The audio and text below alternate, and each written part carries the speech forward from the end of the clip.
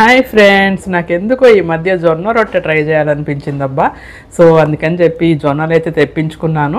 So ఇది వచ్చేసి తెల్ల జొన్నలు అండి. రెండు రకాలు ఉంటాయి, తెల్ల జొన్నలు, పచ్చ జొన్నలు. సో తెల్ల జొన్నలు అయితే తెప్పించుకున్నాను. సో వీటిని పిండి పట్టించే ముందు మనం నీళ్ళల్లో చక్కగా 2-3 సార్లు కడిగి ఆరబోసి ఆ తర్వాత పిండి పట్టించుకోవాలంట.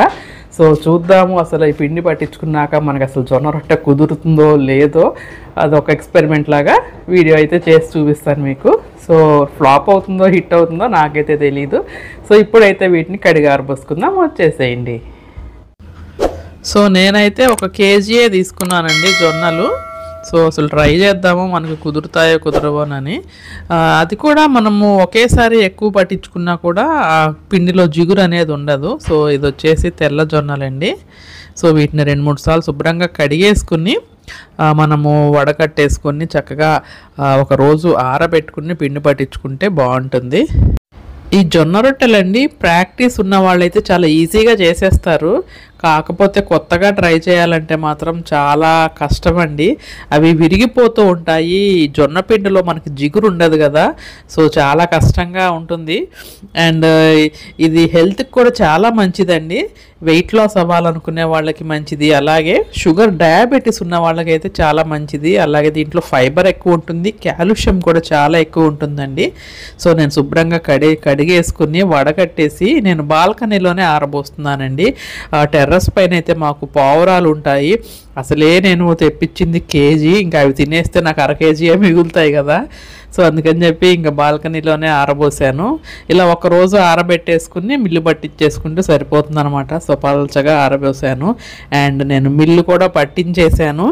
అండ్ ఇంకో ఇంపార్టెంట్ థింగ్ ఏంటి అంటే, జొన్న రొట్టెలు విరక్కుండా రావాలంటే కంపల్సరీగా ఆ పిండిని జల్లించాలంటండి. ఆ పైన కొంచెం పొట్టులాగా వస్తుంది, అదంతా తీసేస్తేనే జొన్న రొట్టెలు పిండి సాఫ్ట్గా ఉంటేనే వస్తాయన్నారు. సో ఇదిగోండి ఇలా పొట్టల్లే వస్తుంది. సో నేను కేజీయే కాబట్టి మొత్తం ఒకేసారి జల్లించేసుకుని డబ్బాలో పోసుకుంటున్నాను. అండ్ ఈ పిండి అండి బయట ఉంటే తొందరగా పురుగు వచ్చేస్తుందండి జొన్నలు, ఎందుకో ఫ్రిడ్జ్లో పెట్టేసుకోండి. సో నేనైతే 1 గ్లాసు పిండి తీసుకున్నాను, ట్రై చేస్తున్నాను ఇప్పుడు రొట్టెలు.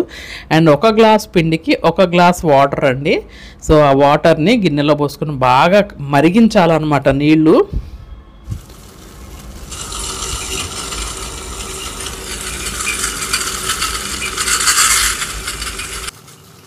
ఆ మరుగుతున్న నీళ్ళల్లోనే కొంచెం సాల్ట్ కూడా వేసేసి ఆ వాటర్ని నేను పిండిలో పోసి కలుపుకుంటున్నానండి.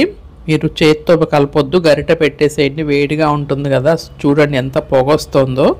సో ఇలా మొత్తం అంతా ఒకసారి బాగా మిక్స్ చేసేసి మూత పెట్టేసి ఒక 10 నిమిషాల సేపు పక్కన ఉంచేసేయాలి. లేదు మీరు డైరెక్ట్గా వాటర్లో అయినా వేయొచ్చు, కాకపోతే ఫస్ట్ టైం కదా నాకు మళ్ళీ ఏమన్నా పలచన అవుతుందేమోనని చెప్పి చూసుకుని పోయొచ్చు అని నేను పిండిలోనే వాటర్ పోసాను. చాలామంది ఆ వాటర్లోనే పిండి వేసేసి కలిపేస్తూ ఉంటారు అన్నమాట ఎక్స్పర్ట్స్ అయితే. సో నేనైతే మొత్తం బాగా కలిపేసేసి ఇంకా మూత పెట్టేసి ఒక 10 నిమిషాల సేపు పక్కన ఉంచేస్తున్నాను.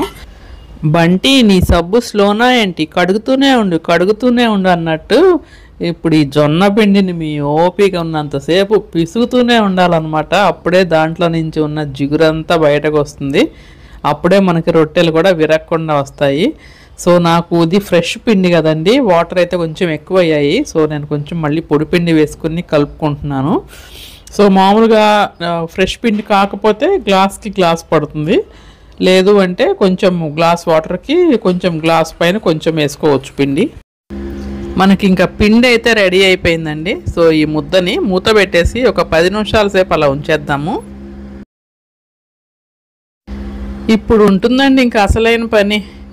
సో ఇంకా చపాతీ సైజ్ అంతా ఉండని తీసుకొని మళ్ళీ చేసే ముందు కూడా 2-3 సార్లు బాగా పిసకాలన్నమాట దాన్ని. ఆ తర్వాత పొడి పిండితో మనం జల్లుకొని ఆ పొడి పిండిలో ఉండను కూడా ముంచుకొని చేత్తో చేస్తారు జనరల్గా. సో నాకు చేత్తో కుదరదని చెప్పి కర్రతో చేస్తున్నాను. ఇంకా మొదలైందబ్బా, విరగటాలు మొదలైందండి. ఎంత పిండి వేసానో చూడండి, అయినా కానీ లేసి వచ్చేస్తుంది కర్రకి.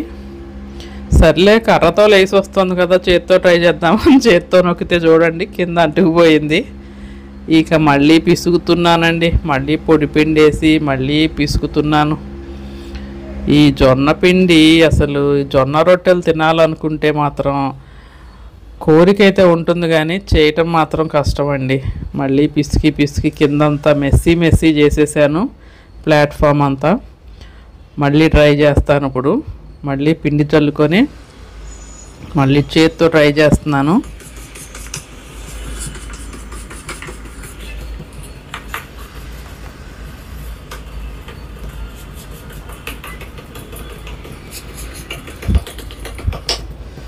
ఏదో ఎక్స్పర్ట్ లాగా చేత్తో చేశాను, ఇంకా స్ప్రెడ్ అవ్వట్లేదు. ఇంకా మళ్ళీ కర్ర తీసుకొని కర్రతో చేస్తున్నాను. సో అతి కష్టం మీద ఏదో ఒక షేప్ అయితే వచ్చింది నాకు. సో ఇంకా దాన్ని పలచగా స్ప్రెడ్ చేసుకుంటున్నాను. సో పర్వాలేదు, ఈజీగానే చేశాను అని అనుకుంటున్నాను. సెకండ్ అటెంప్ట్కే నాకు సక్సెస్ వచ్చింది. సో అడుగున చేసేటప్పుడు ఉన్న పార్ట్, అడుగు పార్ట్ పైకి రావాలన్నమాట, అట్ల పెనం పైకి. సో ఆ పై పార్ట్ అంతా పిండి ఉంటుంది కదా, ఆ పిండి అంతా మనము కొంచెము అది చపాతీ రొట్టె కాలేక బబుల్స్ లాగా వస్తాయి. అప్పుడు మనము దానిపైన తడిగుడ్డతో మనం ఆ ఎక్స్ట్రా పిండి అంతా కూడా తీసేసుకోవాలన్నమాట. సో ఇదిగోండి ఇలా వాటర్తో తడుపుకొని ఒక కర్చీఫ్ దాంతో పైన అంతా ఇలా అద్దుకోవాలి. ఆహా, తిరగేసాను చూడండి. చూడటానికి మాత్రం బటర్ నాన్ కాలినట్టు కాలింది కదా, చక్కగా అక్కడక్కడ ప్యాచెస్గా. బటర్ నాన్ అయితే ఇలానే ఉంటుంది కదా. సో జొన్న రొట్టెలు కష్టంగానే ఉంటాయి, బట్ మనం చేస్తూ ఉంటే ప్రాక్టీస్ మీద అవే వచ్చేస్తాయి అన్నమాట, పర్ఫెక్షన్ అదే వచ్చేస్తుంది. నేను ఫస్ట్ టైం చేశాను, కర్రతో చేశాను, రాలేదు. మళ్ళీ పిండి వేసుకుని కలిపి కొంచెం చేత్తో స్ప్రెడ్ చేసుకుని ఆ తర్వాత కర్రతో చేశాను కదా, అప్పుడు రెండోసారి అయితే వచ్చింది. రెండో రొట్టె కూడా సేమ్ అలానే అయింది నాకు. అది కూడా మళ్ళీ అంటుకుపోతే మళ్ళీ పిండి వేసుకొని కలిపి చేస్తున్నాను. సో చక్కగా కాలింది చూసారా. ఈ కాల్చే ముందండి పెనము సూపర్ హాట్గా ఉండాలన్నమాట. బాగా వేడి చేసినాకే రొట్టె వేయాలి, లేదంటే అంటుకుపోతాయి. సో మన జొన్న రొట్టె అయితే ఒకటి రెడీ అయిపోయింది.